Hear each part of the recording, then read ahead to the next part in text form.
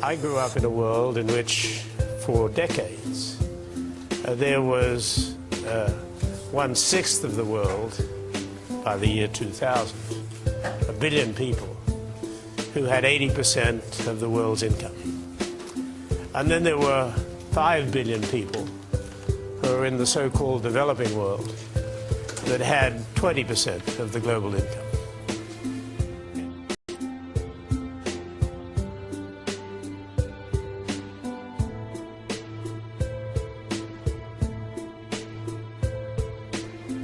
So much so that as we look out, the so-called 80-20 that I and my contemporaries grew up with is now looking at a very, very different future. It is the future that you will face. It is a future of 9 billion people on the planet by the year 2050. Of the 3 billion extra that have been added to the planet or will be added to the planet from the year 2000, about 100 million goes to the rich countries, and 2.9 billion goes to the developing countries. So come 2050, it's not 1 billion and 5 billion, it's 1.1 billion and 8 billion, or close to it. That is a huge change, dramatic change. The other consequential change is that the structure of the economy is being driven both by the population development and also by modern technology, which has allowed the conveyance of ideas and innovation to move to the developing world. And so the projections today are that that old 80-20 with which I grew up for decades will become 35-65. 35% for the 1 billion in the rich countries and 65% for the people in the developing countries. That is turning the world on its head in terms of the world that I grew up in. China might become a larger economy than the United States a lot quicker than people think. Is that the case? That's right. Nobody seems to have picked this up. The IMF dropped a bombshell sometime, I think, in the last week, very quietly on their website, and no one seems to have picked this up. They have now put out a forecast of when the Chinese economy will overtake that of the United States. When you talk to a lot of Wall Street economists and talking heads, they will tell you, oh, it's decades away and all that stuff. Nonsense. It is 5 years' time, 2016. But it is the world that you're going to work in. And it is not a trivial change. It is a change of monumental importance. So much so that by 2050, China and India, the two countries that I have, of course, the leading countries in the developing world, will constitute 50% of the global GDP. 50% of the global GDP. That is the consensus estimate. But let's say we're off 5%, it's 45% of the global GDP. It's nonetheless a monumental switch in terms of economic power.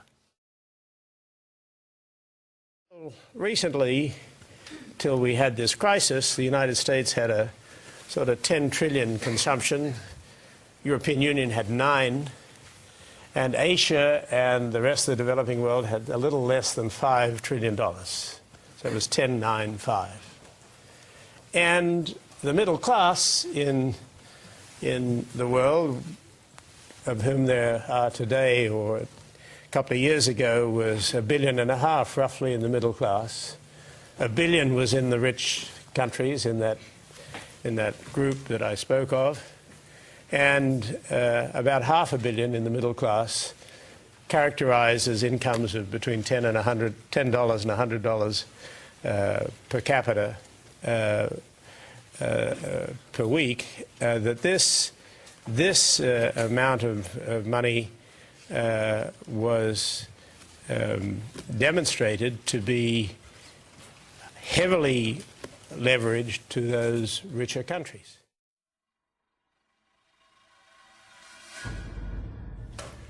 By 2030, the estimate now is that there will be 3 billion people in the middle class, and of that 3 billion, 2/3 of it will be in Asia.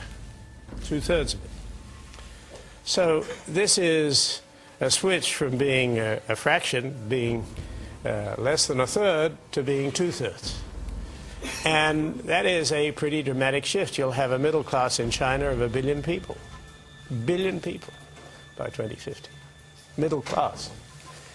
So these are not trivial changes in the outlook. These are tectonic shifts in terms of the way the planet works. And as I said to you, as I look at all of you, in my generation, we didn't have to think about that. In the Dean's generation, it was 80-20 or 78-22 or something like that. It was a balance where you knew you were the rich countries, the powerful countries, and all the organs of running the world were designed to accommodate that fact.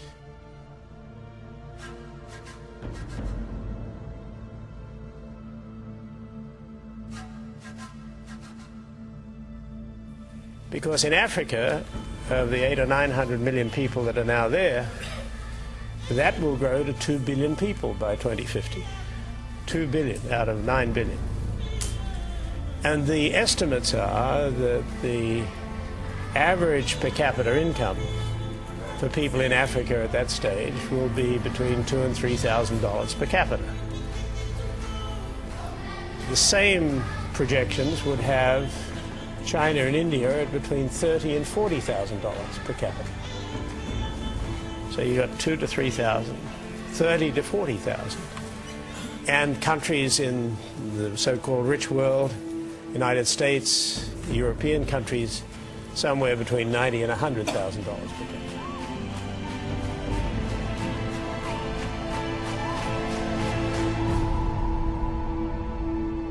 So if you have 2 billion people living in a continent with $2,000 to $3,000 per capita, you have China and India with more people, 3 to 4 billion, 3 billion, between $30,000 and $40,000 per capita. And you have the rest of the world somewhere either north of that or in a middle class somewhere between the two countries. The two areas of the world, you have a basis for instability. China and Nigeria are building one of Africa's largest free trade zones in the commercial capital, Lagos. VOA Africa correspondent Scott Stearns reports Chinese companies will use the facility to manufacture goods for export throughout Africa. On the tip of the Lekki Peninsula in Lagos, Nigeria and China are building a 16,000-hectare free trade zone to develop local manufacturing and reduce Nigeria's dependence on imported consumer goods. It's one of the fastest-growing areas in Lagos State and will soon have a new deepwater port, an international airport, and new hotels as part of a 60-40 partnership between the Chinese government and Lagos State. Adeyemo Thompson is Deputy Managing Director of the Lekki Free Zone Development Company. He says construction is on schedule for Chinese shareholders that include the China Railway Construction Corporation and the China Africa Development Fund. In accordance with the master plan and the projections we have made, I think the first phase of the zone, that's the 3,000 hectares, will probably be close to a $5 billion investment. That's included. Africa is not a continent which is any longer isolated. It's not a place where people are uninformed. It's the fastest growing market for cellular phones. Information, as you would well know, whether it's in the townships or wherever it is now passes very quickly. And that's not just in South Africa, that's in the 53 countries in sub-Saharan Africa. And this is not an issue which is going to go away, nor is it an issue which is trivial to those of us that live as we do here. This is a major issue which is not being confronted and which you will have to confront at some stage. And that gets into a second issue which I would like to touch on.